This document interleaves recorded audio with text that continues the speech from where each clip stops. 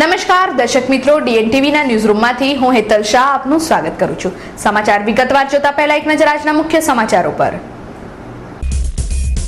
નિદ્રાધીન police તંત્રની કામગીરી પર પાણી ફેરવતા તસ્કરો। સુભાનપુરા સ્થિત વિમલનાથ સોસાયટીના બંધ મકાનને નિશાન બનાવી તસ્કરો લાખોના મુદ્દામાલની ચોરી કરી રફુચક્કર। વડોદરા રેલવે સ્ટેશન પર પગાર વધારાની માંગણી સાથે આજે સફાઈ કર્મચારીઓ હડતાલ પર।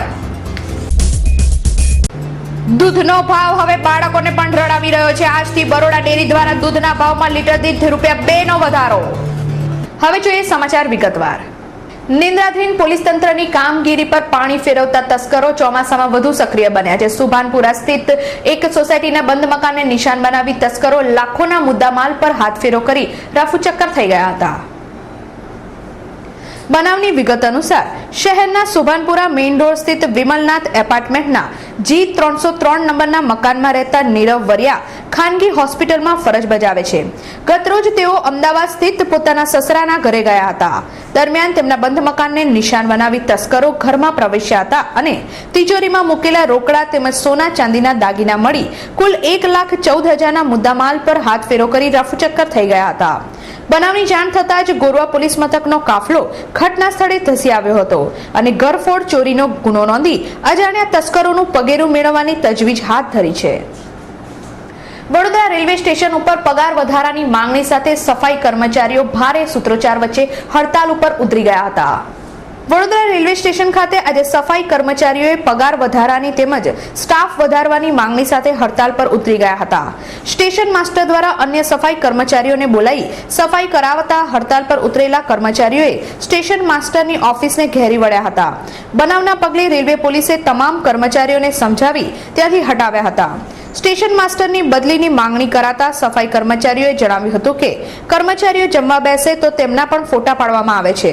ફરજ નિભાવતા કર્મચારીઓને ગુલામ સમજતા સ્ટેશન માસ્ટરની બદલી થવી જ જોઈએ તેવું તેમણે જણાવ્યું હતું।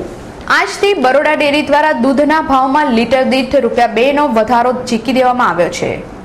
આજથી બરોડા ડેરી દ્વારા દૂધના ભાવમાં લીટર દીઠ ₹2 નો વધારો ઝીકી દેવામાં આવ્યો છે, જેના પગલે ₹20 વાળી દૂધની થેલી ₹22માં, ₹18 વાળી દૂધની થેલી ₹20માં વેચાશે। આ ભાવ વધારાને કારણે લોકોમાં આક્રોશ જોવા મળી રહ્યો છે।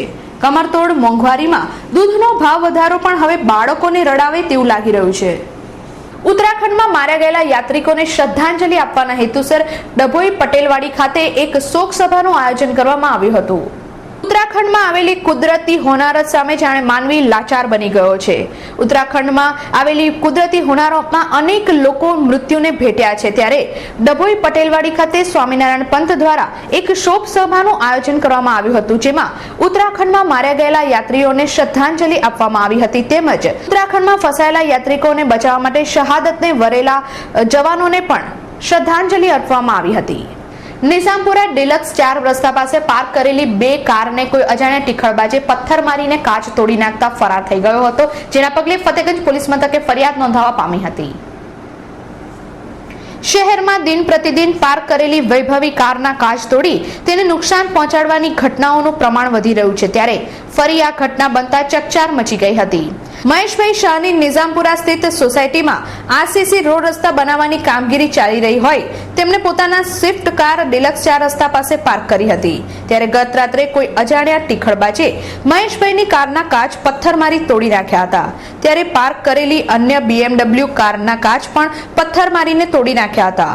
અગાઉ પણ આ જ સ્થળે 2 કારને આ જ રીતે નિશાન બનાવવામાં આવી હતી, જેના પગલે કાર માલિક મહેશ શાહે ફતેગંજ પોલીસ મથકમાં ફરિયાદ નોંધાવી છે। પાણીગેટ વિસ્તારમાંથી કહાર સમાજના લોકો પ્રથમવાર અમરનાથ યાત્રાએ જવા વડોદરા રેલવે સ્ટેશનથી રવાના થયા હતા।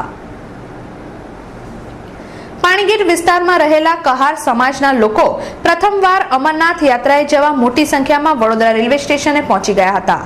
16 થી વધુ કહાર સમાજના શ્રદ્ધાળુઓ પ્રથમવાર અમરનાથ યાત્રાએ જતા હોય તેમના પરિવારજનોએ હાર પહેરાવીને તેમને વિદાય આપી હતી અને વડોદરા રેલવે સ્ટેશન પર સમગ્ર વાતાવરણ બમ બમ ભોલેના ગગનભેદી નારાઓથી ગાજી ઉઠ્યું હતું। એન્ડોવાસ્ક્યુલર કાર્યપદ્ધતિમાં આવતી સમસ્યાઓના નિવારણ હેતુસર ગતરોજ એક રાષ્ટ્રીય કક્ષાની કોન્ફરન્સનું આયોજન કરવામાં આવ્યું હતું। દુનિયાભરમાં 60 વર્ષોથી અને ભારતમાં છેલ્લા 18 વર્ષથી વાસ્ક્યુલરની સેવાઓ ઉપલબ્ધ છે. આ સમયગાળા પહેલા દર્દીઓને સારવારની જરૂર પડે તો હૃદય રોગના નિષ્ણાતો પાસે જવું પડતું હતું. મેડિકલ સારવાર અને ઓપરેશનો હવે દૂરબીનથી એટલે કે કી હોલથી થવા માંડ્યા છે. એમ વાસ્ક્યુલર સર્જરીનો વિકાસ એન્ડોવાસ્ક્યુલર વિભાગમાં થયો છે.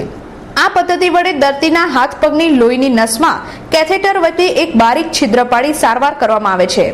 એન્ડોવાસ્ક્યુલર પદ્ધતિમાં આવતી મુશ્કેલીઓ તથા ગૂંચવણભરી સમસ્યાની ચર્ચા કરવા ગતરોજ રાષ્ટ્રીય કક્ષાની કોન્ફરન્સ યોજાઈ હતી, જેમાં ડીએનટીવીના પત્રકારે વીએસજીના પ્રમુખ વિજય ઠાકોરને પૂછ્યું હતું કે તબીબો રોગના નિદાન માટે કોન્ફરન્સ કે કેમ્પો યોજે છે, પરંતુ રોગ સરળ ન થાય તે માટે લોકોએ કેવા નિયમો પાળવા કે કેવો આહાર સૂચન જરૂરી છે તેવું કેમ કરવામાં આવતું નથી. દર્શક મિત્રો, અમારા પત્રકારના સવાલથી ડોક્ટર વિજય ઠાકોર પણ અચંબામાં મુકાઈ ગયા હતા, કારણ કે જો કોઈ બીમાર ન પડે તેમની હાટડીઓ બંધ થઈ જાય. જિલ્લા ભાજપ પ્રમુખ પદે આખરે પ્રદેશ કિસાન મોરચાના માજી પ્રમુખ સતીશ પટેલ ઉર્ફે ખેરવાડીનું નામ પર મોવડી મંડળે સિક્કો મારતા જિલ્લાની જૂથબંધીને સીધી લપડાક વાગી છે. પ્રદેશ ભાજપ મોવડી મંડળે જિલ્લા ભાજપ પ્રમુખ પદની જાહેરાતમાં થોભો અને વાટ જુઓની નીતિ અપનાવી હતી. જોકે ગતરોજ અચાનક જ પ્રદેશ કિસાન મોરચાના માજી અધ્યક્ષ અને હાલના રાજ્યના ગૌ સંવર્ધન આયોગના પ્રદેશ કન્વીનર સતીશ પટેલ ઉર્ફે ખેરવાડીની જિલ્લા ભાજપ પ્રમુખ તરીકે જાહેરાત થતા જિલ્લા ભાજપમાં ખળભળાટ મચી ગયો હતો. જેમાં આજે જિલ્લા ભાજપ પ્રમુખ વડોદરા જિલ્લા પંચાયતમાં આવી પહોંચતા જિલ્લા મહામંત્રી કમલેશ પરમાર, તાલુકા પ્રમુખ નિલેશ પટેલ, સંખેડા પૂર્વ ધારાસભ્ય અભયસિંહ તડવી અને જિલ્લાના ભાજપાના કાર્યકરોએ તેમને હાર પહેરાવીને આવકાર્યા હતા. ઉલ્લેખનીય છે કે ભારતીય જનતા પાર્ટી માટેની તેમની કામગીરીને મોવડી મંડળે ધ્યાનમાં લઈ તેમને આ પદ પર સોંપ્યો છે. દર્શક મિત્રો, ડીએનટીવીના ન્યૂઝરૂમમાંથી આજે બસ આટલું જ. આવતીકાલે નવા સમાચારો સાથે ફરીથી મુલાકાત થશે. ત્યાં સુધી ડીએનટીવી પરિવારની સમગ્ર ટીમને રજા આપશો. નમસ્કાર.